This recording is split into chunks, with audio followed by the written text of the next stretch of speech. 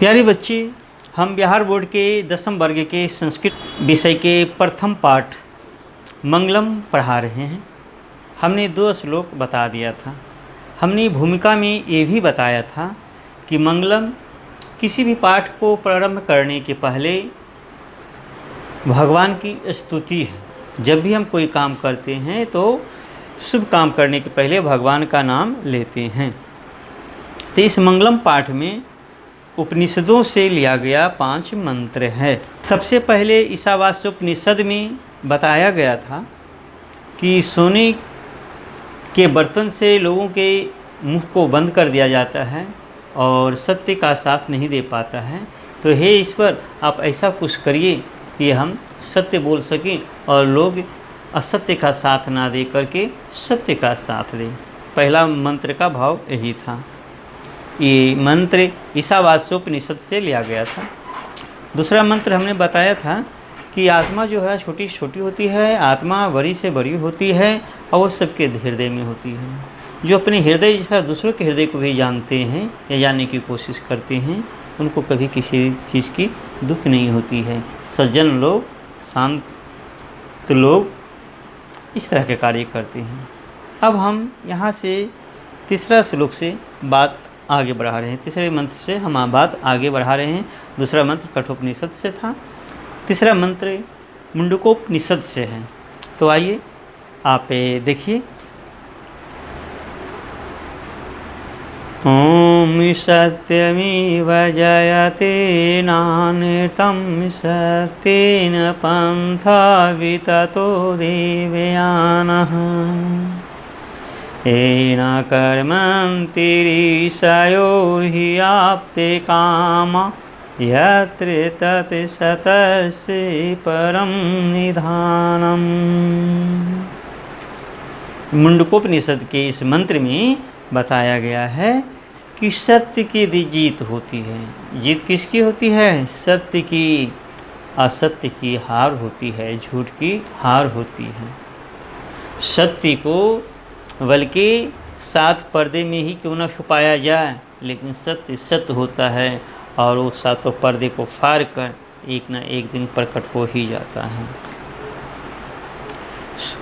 स्वर्ग तक जाने का जो रास्ता है वो सत्य के रास्ते से होकर गुजरता है। ऋषिगण, श्रेष्ठ जन सत्य के मार्ग को अपनाते हुए स्वर्ग तक जाते हैं। सत्य ही सबसे बड़ा निधान है, इसलिए हमें सत्य का साथ देना चाहिए। सदा सत्यम वदेत, यही तो हमारा सूक्ति बात की भी है ना। झूठे का मुंह काला हम लोग सुनते भी हैं।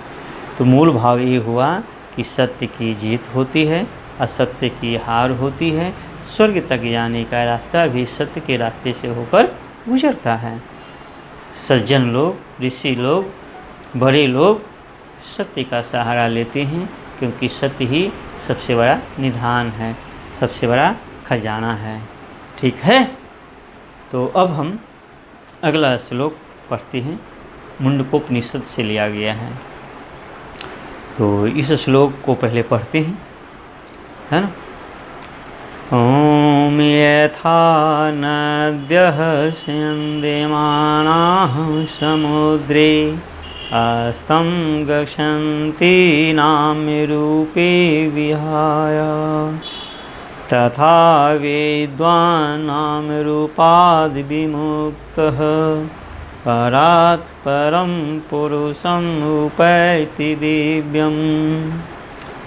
इस श्लोक में कहा गया है, मुंडकोपनिषद के इस श्लोक में कहा गया है, इस मंत्र में कहा गया है कि बहुत सारी नदियां हैं, लेकिन और जब ये बहुत सारी नदियां हैं, अलग अलग नदियां हैं, उनका नाम अलग अलग है।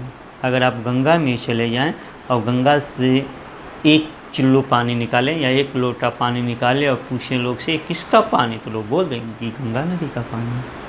अगर यमुना में चले जाएं और वहाँ से 1 लोटा पानी निकाले और लोग उससे पूछे किसका पानी, तो बोलेंगे यमुना का।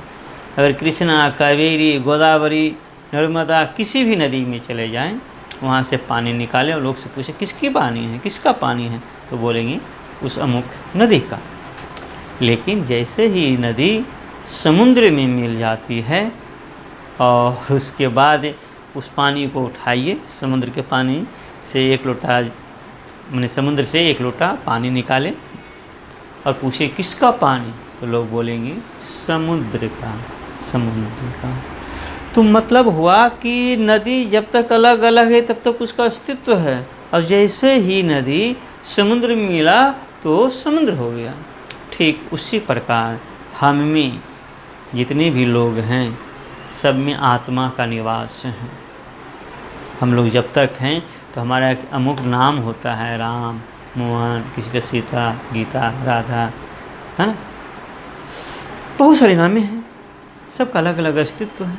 लेकिन जैसे ही शरीर से प्राण निकलते हैं तो प्राण निकल कर के कहाँ चले जाते हैं, कहाँ मिल जाते हैं, परमात्मा में। वो परमात्मा कहलाने लगते हैं, है ना। तो इसलिए आप लोग देखते होंगे कि कोई आदमी जब मर जाता है, चाहे वो आयु में छोटा ही क्यों ना हो, तो लोग जा करके उसको प्रणाम करते हैं, हाथ जोड़ के प्रणाम करते हैं। ऐसा क्यों? तो उसको नहीं प्रणाम कर रहे हैं, लोग समझ रहे हैं वो परमात्मा में विलीन हो गए हैं, पर परमात्मा में मिल गए हैं, हम उस परमात्मा तत्व को प्रणाम करते हैं। तो कहना कभी ये चाह रहा है कि जिस तरह से भगवान किसी को कष्ट नहीं देते, भगवान सबों को सुख देते हैं, सद्बुद्धि देते हैं, सही काम करने को प्रेरित करते हैं, उसी तरह हम भगवान के अंश हैं। हमारा भी फर्ज बनता है कि हम सही कार्य करें, सही चीज़ को करने में लोगों को प्रेरित करें, गलत का साथ नहीं दें, सही का साथ दें। और जैसे भगवान करते हैं, क्योंकि गलत कार्य नहीं करते, हम उसी तरह वैसा बने। विद्वान लोग, ऋषि लोग उसी तरह का उस बात को जानकर वैसा आचरण करते हैं और वो भी दिव्य हो जाते हैं। तो हमें भी दिव्य होने की कोशिश करना चाहिए, सही ढंग से अपने हर कार्य को करना चाहिए। ठीक है, समझ में आई बात? तो अब आगे अंतिम श्लोक हम पढ़ते हैं, जो श्वेताश्वेतर उपनिषद से लिया गया है। इस मंत्र को पढ़ने की कोशिश करते हैं। ओम वेदाहमेतं पुरुषं महान्तं आदित्यवर्णं तमसः परस्तात् तमे विदित्वाति मृत्युमेति नान्यः पन्था विद्यते येनाय। श्वेताश्वेतर उपनिषद के इस मंत्र में बताया गया है, कहा गया है कि इसमें बताया गया है कि मैं अज्ञानी हूँ, अंधकार स्वरूप हूँ, यानी मैं बहुत कम हूँ, मैं बहुत छोटा हूँ। और यह भारतीय परंपरा भी है, कोई भी अपने को बड़ा नहीं बोलते हैं, मैं तो बहुत छोटा हूँ, उस सामने वाला श्रेष्ठ है। कोई विद्वान है तो दूसरे से परिचय कराएंगे, अरे मैं तो साधारण हूँ, ये देखिए ये बहुत बढ़िया है, वो देखिए वो बहुत बढ़िया है ना। एक ही सभ्यता है, संस्कार भी है।